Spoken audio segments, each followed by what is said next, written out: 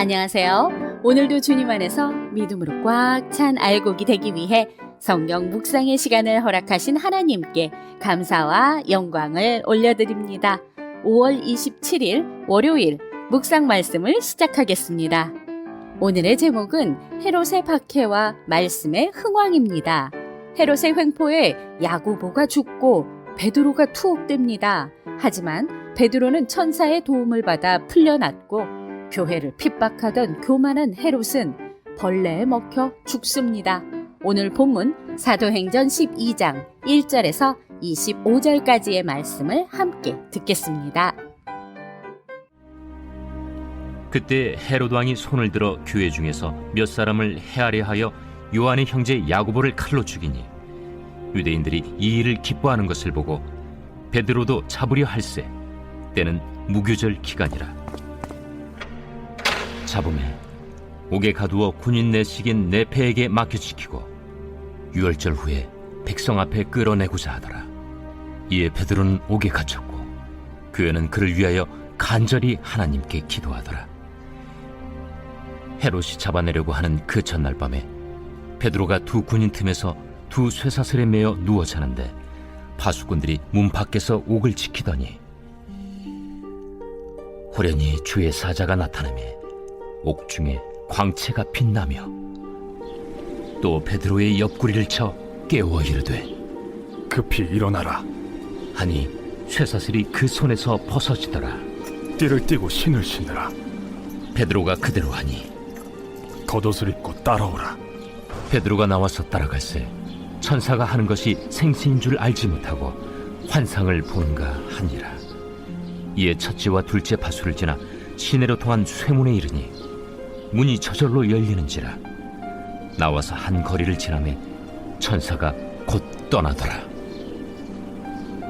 이에 베드로가 정신이 들어 이르되 내가 이제야 참으로 주께서 그의 천사를 보내어 나를 헤롯의 손과 유대 백성의 모든 기대에서 벗어나게 하신 줄 알겠노라. 깨닫고 마가라 하는 요한의 어머니 마리아의 집에 가니 여러 사람이 거기에 모여 기도하고 있더라. 베드로가 대문을 두드린데 로데라 하는 여자아이가 영접하려 나왔다가 베드로의 음성인 줄 알고 기뻐하여 문을 미처 열지 못하고 달려들어가 말하되 베드로가 대문 밖에 섰더라. 내가 미쳤다. 하나 여자아이는 힘써 말하되 참말이라. 그러면 그의 천사라. 베드로가 문 두드리기를 그치지 아니하니 그들이 문을 열어 베드로를 보고 놀라는지라. 베드로가 그들에게 손짓하여 조용하게 하고 주께서 자기를 이끌어 옥에서 나오게 하던 일을 말하고 야고보와 형제들에게 이 말을 전하라. 하고 떠나 다른 곳으로 가니라. 날이 새매 군인들은 베드로가 어떻게 되었는지 알지 못하여 적지 않게 소동하니 헤롯이 그를 찾아도 보지 못하매 파수꾼들을 신문하고 죽이라 명하니라. 헤롯이 유대를 떠나 가이사라로 내려가서 머무니라. 헤롯이 두로와 시돈 사람들을 대단히 노여워하니 그들의 지방이 왕국에서 나는 양식을 먹는 까닭에 한 마음으로 그에게 나아와 왕의 침소 맡은 시나 블라수도를 설득하여 화목하기를 청한지라. 헤롯이 나를 택하여 왕복을 입고 단상에 앉아 백성에게 연설하니 백성들이 크게 부르되 이것은 신의 소리요 사람의 소리가 아니라. 헤롯이 영광을 하나님께로 돌리지 아니하므로 주의 사자가 곧 치니 벌레에게 먹혀 죽으니라. 하나님의 말씀은 흥왕하여 더하더라. 바나바와 사울이 부조하는 일을 마치고 마가라 하는 요한을 데리고 예루살렘에서 돌아오니라. 오늘 우리에게 주시는 교훈은 무엇일까요? 1절에서 5절 말씀을 보시면 신약에는 여러 헤롯 왕이 등장합니다. 본문에 등장하는 헤롯 왕은 예수님께서 탄생하실 때 사내 아이들을 살해하라고 명령했던 헤롯 대왕의 손자로 당시 로마 황제의 즉위의 공로를 인정받아 제국 내 식민지 국가의 4분의 1을 다스리도록 임명받은 분봉왕입니다. 철저한 유대주의자였던 그는 유대인들의 환심을 얻기 위해 교회를 혹독하게 탄압합니다. 이로 인해 야고보가 사도 중에 처음으로 순교의 대상이 됩니다. 야고보의 순교 후 유대인들의 지지가 높아지자 헤롯은 베드로도 처형하려 체포하지만 6월절 기간이라 끝날 때까지 삼엄한 경비 속에 감옥에 가두어둡니다.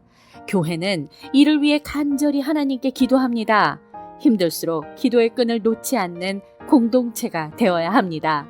6절에서 19절 말씀을 보시면 야고보가 순교당한 상태에서 베드로까지 이를까 염려된 초대교회는 그의 무사 귀환을 위해 열심히 기도했습니다. 한편 하나님께서는 베드로에게 천사를 보내어 구출해 주십니다.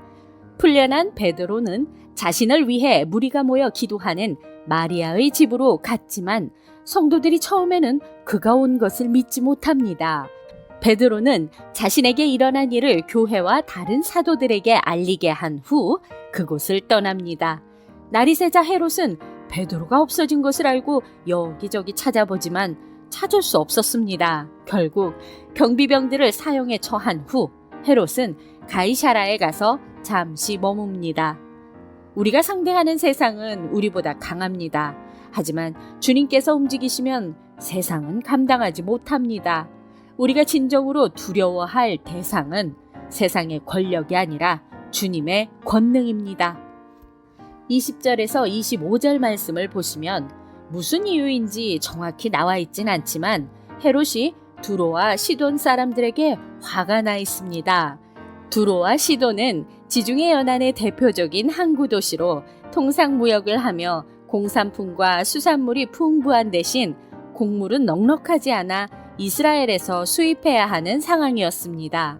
그런데 헤롯은 두로와 시돈에 수출하던 곡물을 막아버립니다.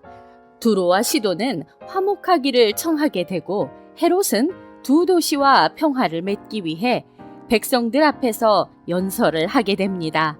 백성들의 찬사에 의기양양한 헤롯이 영광을 하나님께 돌리지 않자 벌레에게 먹혀 죽임을 당합니다. 이와는 대조적으로 하나님의 말씀은 흥왕하여지고 믿는 사람의 수가 더하여집니다. 바나바와 사울은 구제 일정을 마치고 요한과 함께 예루살렘에서 안디옥으로 돌아옵니다.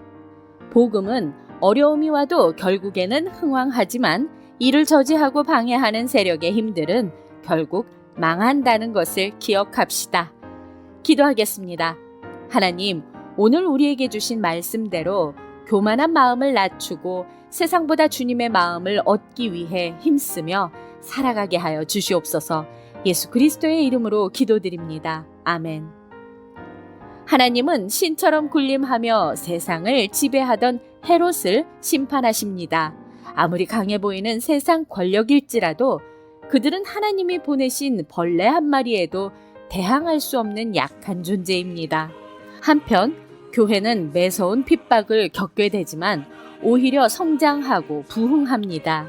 고난이 믿음을 굳게 하고 선교의 열정에 불을 붙인 것입니다. 위기를 기회로 이끄시는 주님이 지금 우리가 겪고 있는 고난들을 우리의 성장의 밑거름이 되게 하실 것을 믿으며 오늘도 광야 같은 세상에서 승리합시다. 저는 내일 다시 찾아뵙겠습니다.